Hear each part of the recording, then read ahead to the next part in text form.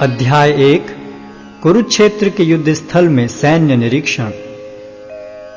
धृतराष्ट्र ने कहा, हे संजय, धर्मभूमि कुरुक्षेत्र में युद्ध की इच्छा से एकत्र हुए मेरे तथा पांडु के पुत्रों ने क्या किया? संजय ने कहा, हे राजन, पांडु पुत्रों द्वारा सेना की व्यूह रचना देखकर राजा दुर्योधन अपने गुरु के पास गया और उसने ये शब्द कहे, हे आचार्य, पांडु पुत्रों की विशाल सेना को देखें, जिसे आपके बुद्धिमान शिष्य द्रुपद के पुत्र ने इतने कौशल से व्यवस्थित किया है।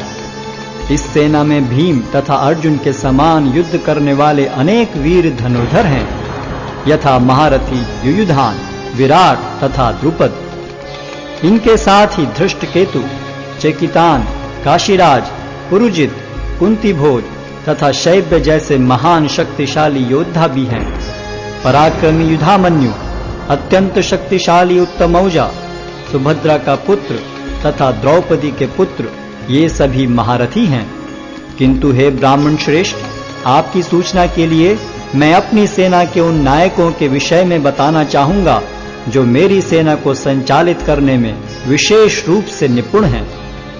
मेरी सेना में स्वयं आप, भीष्म, कर्ण, कृपाचार्य, अश्वत्थामा, विकर्ण तथा सोमदत्त का पुत्र भूरिश्रवा आदि हैं, जो युद्ध में सदैव विजयी रहे हैं। ऐसे अनेक वीर भी हैं जो मेरे लिए अपना जीवन त्याग करने के लिए उद्यत हैं। वे विविध प्रकार के हथियारों से सुसज्जित हैं और युद्ध विद्या में निपुण हैं। हमारी शक्ति अपरिमेय है और हम सब पितामह द्वारा भली भांति संरक्षित हैं, जबकि पांडवों की शक्ति भीम द्वारा भली भांति संरक्षित होकर भी सीमित है।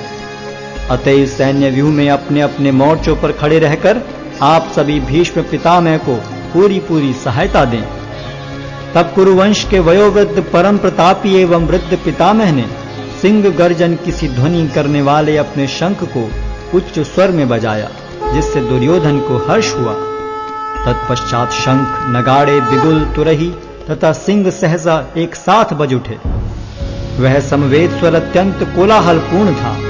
दूसरी ओर से श्वेत घोड़ों द्वारा खींचे जाने वाले विशाल रथ पर आसीन कृष्ण तथा अर्जुन ने अपने अपने दिव्य शंख बजाए।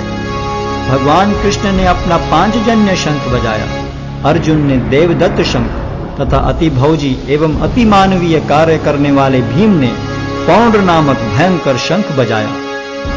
हे राजन, कुंती पुत्र राजा युधिष्ठिर ने अपना अनंत विजय नामक शंख बजाया तथा नकुल और सहदेव ने सुघोष एवं मणिपुष्पक शंख बजाए।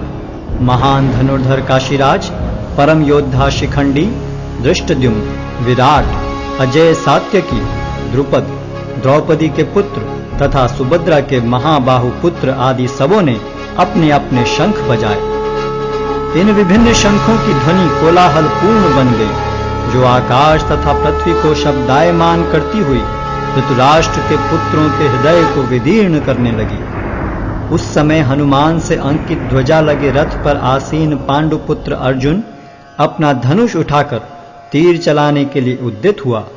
हे राजन, धृतराष्ट्र के पुत्रों को व्यूह में खड़ा देखकर अर्जुन ने श्री कृष्ण से ये वचन कहे। अर्जुन ने कहा, हे अच्युत, कृपा करके मेरा रथ दोनों सेनाओं के बीच ले चलें, जिससे मैं यहाँ उपस्थित युद्ध की अभिलाषा रखने वालों को और शस्त्रों की इस महान परीक्षा में जिनसे मुझे संघर्ष करना है उन्हें देख सकूं।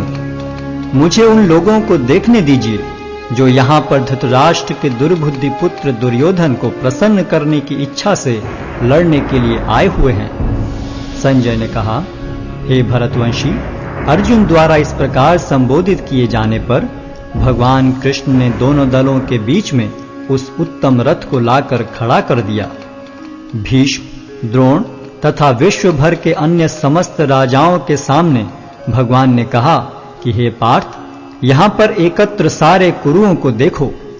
अर्जुन ने वहां पर दोनों पक्षों की सेनाओं के मध्य में अपने चाचा ताऊओं, पितामहों, गुरुओं, मामाओं, भाइयों, पुत्रों, पौत्रों, मित्रों, ससुरों और शुभ चिंतकों को भी देखा। जब कुंती पुत्र अर्जुन ने मित्रों तथा संबंधियों की इन विभिन्न श्रेणियों को देखा तो वह करुणा से अभिभूत हो गया और इस प्रकार बोला।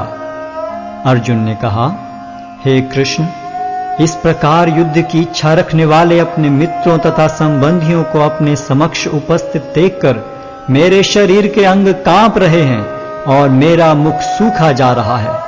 मेरा सारा शरीर कांप रहा है, मेरे रोंगटे खड़े हो रहे हैं, मेरा गांडीव धनुष मेरे हाथ से सरक रहा है और मेरी त्वचा जल रही है।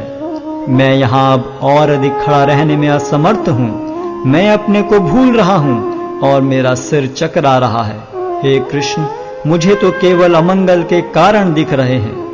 हे कृष्ण, इस युद्ध में अपने ही स्वजनों का वध करने से न तो मुझे कोई अच्छाई दिखती है और न मैं उससे किसी प्रकार की विजय, राज्य या सुख की इच्छा रखता हूं।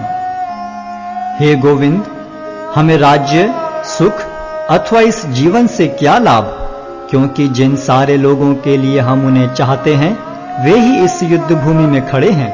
हे मधुसूदन, जब गुरुजन, पितृगण, पुत्रगण, पितामह, मामा, ससुर, पौत्रगण, साले तथा अन्य सारे संबंधी अपना अपना धन एवं प्राण देने के लिए तत्पर हैं और मेरे समक्ष खड़े हैं, तो फिर मैं इन सब को क्यों मारना चाहूंगा, भले ही वे मुझे क्यों न मार डालें। हे जीवों के पालक, मैं इन सबों से लड़ने को तैयार नहीं, भले ही बदले में मुझे तीनों लोग क्यों न मिलते हों। इस पृथ्वी की तो बात ही छोड़ दें। भला धृतराष्ट्र के पुत्रों को मारकर हमें कौन सी प्रसन्नता मिलेगी। यदि हम ऐसे आतताइयों का वध करते हैं तो हम पर पाप चढ़ेगा। अतः यह उचित नहीं होगा कि हम धृतराष्ट्र के पुत्रों तथा उनके मित्रों का वध करें। हे लक्ष्मीपति कृष्ण, इससे हमें क्या लाभ होगा और अपने ही कुटुंबियों को मारकर हम किस प्रकार सुखी हो सकते हैं। हे जनार्दन, यद्यपि लोक से अभिभूत चित्त वाले ये लोग अपने परिवार को मारने या अपने मित्रों से द्रोह करने में कोई दोष नहीं देखते, किंतु हम लोग जो परिवार के विनष्ट करने में अपराध देख सकते हैं, ऐसे पाप कर्मों में क्यों प्रवृत्त हों। कुल का नाश होने पर सनातन कुल परंपरा नष्ट हो जाती है और इस तरह शेष कुल भी अधर्म में प्रवृत्त हो जाता है। हे कृष्ण, जब कुल में अधर्म प्रमुख हो जाता है तो कुल की स्त्रियां दूषित हो जाती हैं और स्त्रीत्व के पतन से हे वृष्णिवंशी अवांछित संतानें उत्पन्न होती हैं। अवांछित संतानों की वृद्धि से निश्चय ही परिवार के लिए तथा पारिवारिक परंपरा को विनष्ट करने वालों के लिए नारकीय जीवन उत्पन्न होता है। ऐसे पतित कुलों के पुरखे गिर जाते हैं, क्योंकि उन्हें जल तथा पिंडदान देने की क्रियाएं समाप्त हो जाती हैं।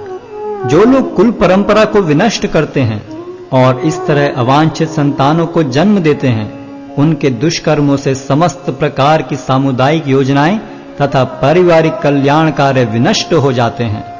हे प्रजापालक कृष्ण, मैंने गुरु परंपरा से सुना है कि जो लोग कुल धर्म का विनाश करते हैं वे सदैव नरक में वास करते हैं।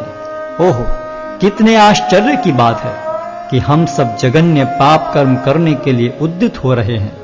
राज्य सुख भोगने की इच्छा से प्रेरित होकर हम अपने ही संबंधियों को मारने पर तुले हैं। यदि शस्त्रधारी धृतराष्ट्र के पुत्र मुझ निहत्थे तथा रणभूमि में प्रतिरोध न करने वाले को मारें तो यह मेरे लिए श्रेयस्कर होगा। संजय ने कहा, युद्ध भूमि में इस प्रकार कहकर अर्जुन ने अपना धनुष तथा बाण एक ओर रख दिया और शोक संतप्त चित्त से